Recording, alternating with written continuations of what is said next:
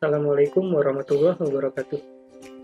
Nama saya Muhammad Haji dengan NIM 109180640058, jurusan Teknik Informatika kelas SIP semester 7 dengan mata kuliah kecerdasan buatan atau Artificial Intelligence dengan dosen pengajar Bapak Salman Faribi.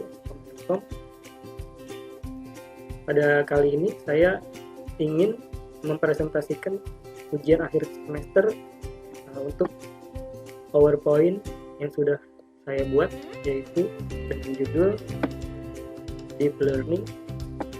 Langsung saja. Deep Learning UAS Artificial Intelligence Muhammad Haji 10918058. Deep Learning. Beberapa tahun terakhir ini, kecerdasan buatan berkembang cukup pesat. Masalah-masalah yang sebelumnya sangat sulit dipecahkan oleh manusia, dengan adanya kecerdasan buatan, masalah tersebut dapat diselesaikan dengan mudah. Kecerdasan buatan memiliki masalah dalam menerapkan beberapa intuisi dalam pengetahuan, sehingga untuk menyelesaikan masalah tersebut digunakanlah konsep yang namanya deep learning. Deep learning menggunakan representasi yang sederhana, tetapi dengan konsep tersebut komputer dapat membangun konsep yang kompleks seperti yang ditunjukkan oleh gambar di sini. Model deep learning tumbuh berkembang seiring dengan perkembangan komputer, baik hardware maupun software. What is deep learning?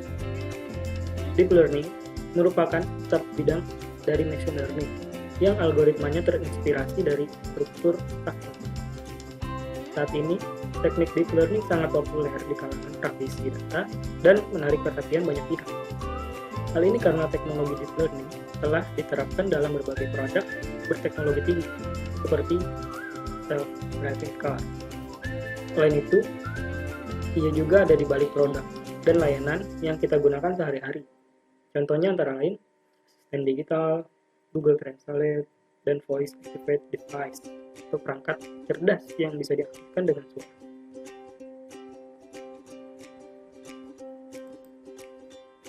Sejarah Deep Learning.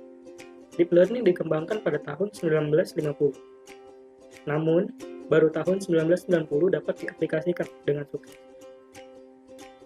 Learning algoritma yang digunakan sekarang pada tahap yang kompleks, hampir sama seperti learning algoritma yang digunakan untuk menyelesaikan masalah permainan pada tahun 1980. Meskipun model algoritma yang digunakan berubah menjadi tradisi sederhana. Hal yang penting pada pengembangan model sekarang adalah kita dapat mendukung dengan resource yang dibutuhkan agar menjadi sukses. Pengembangan dataset dapat dilihat pada gambar di bawah ini, yang semakin meningkat, menyebabkan dataset tersentralisasi. Dan berikut ini adalah contoh pengembangan dataset dari tahun.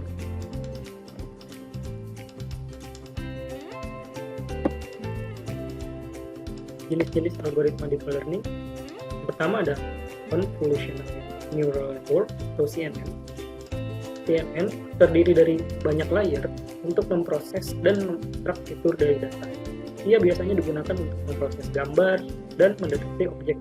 Saat ini, CNN banyak digunakan untuk mengidentifikasi citra satelit, citra medis, dan mendeteksi anomali. Contoh CNN yaitu seperti gambar tersebut. Pixel dari image burung diinput dalam input layer lalu masuk ke hidden layer, lalu ke output layer jadi input. Lalu ada selanjutnya yang kedua Recurrent Neural Network atau RNN. Recurrent Neural Network merupakan salah satu bentuk arsitektur Artificial Neural Networks yang dirancang khusus untuk memproses data yang bersambung atau berurutan. RNN biasanya digunakan untuk menyelesaikan permasalahan data historis atau time series, contoh data ramalan cuaca. Selain itu, RNN juga dapat diimplementasikan pada bidang natural language understanding atau pemahaman bahasa alam, misalnya translasi bahasa. Contohnya seperti berikut.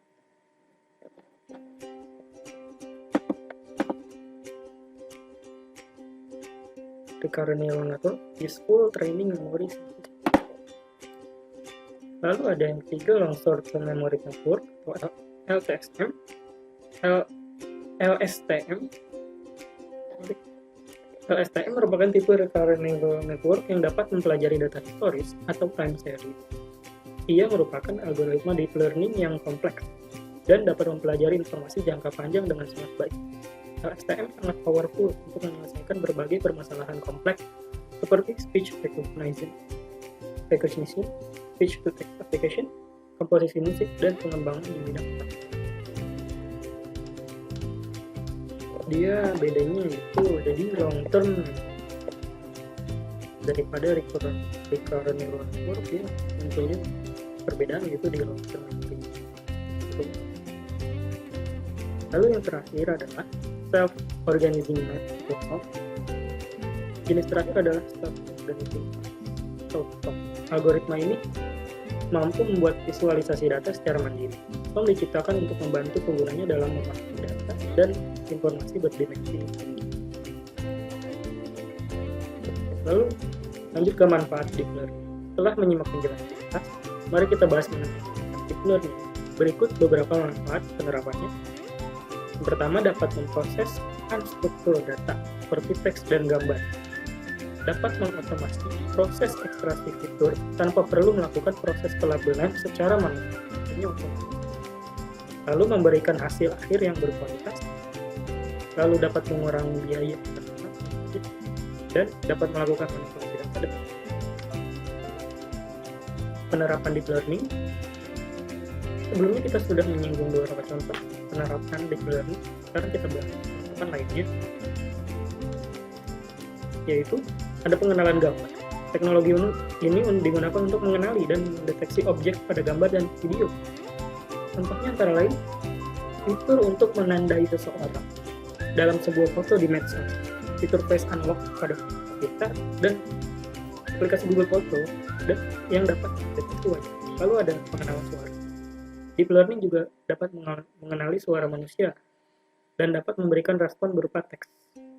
Selain itu, teknologi ini juga dapat mendeteksi karakteristik suara yang diterima, contohnya pada aplikasi Google Assistant atau Apple Siri. Lalu ada Natural Language Processing, merupakan sub-bidang AI untuk menganalisis, memodelkan, dan memahami bahasa manusia. Teknik NLP digunakan di setiap aplikasi cerdas yang melibatkan bahasa alam. Ia merupakan komponen penting dalam berbagai aplikasi perangkat lunak yang digunakan dalam kehidupan sehari-hari. Contohnya, mesin penerjemah, digital assistant, pencari, layanan customer service, dan chatbot untuk menggunakan natural language processing. Lalu yang terakhir ada deteksi anomali. Deteksi anomali merupakan tahapan untuk mengidentifikasi pola yang tidak beraturan atau tidak sesuai dengan perilaku yang diprediksi. Anomali dapat diartikan sebagai perilaku atau pola yang tidak wajar, dapat menjadi tanda adanya kesalahan dalam sistem. Teknologi ini memiliki berbagai kegunaan, antara lain untuk memprediksi kesalahan yang terjadi pada sistem, pengawasan, kesehatan, sampai deteksi. Kesimpulan, jadi itulah pembahasan mengenai deep learning. Bagaimana menarik kan? Dia merupakan bidang machine learning yang algoritmanya terinspirasi dari struktur otak manusia. Struktur tersebut dinamakan Artificial Neural Network atau disingkat ANN. Deep learning terdiri dari beberapa algoritma dan menjadi teknologi penting bagi berbagai produk atau layanan yang kita gunakan. Terima kasih. Ya, seperti itu saya. Semoga bermanfaat.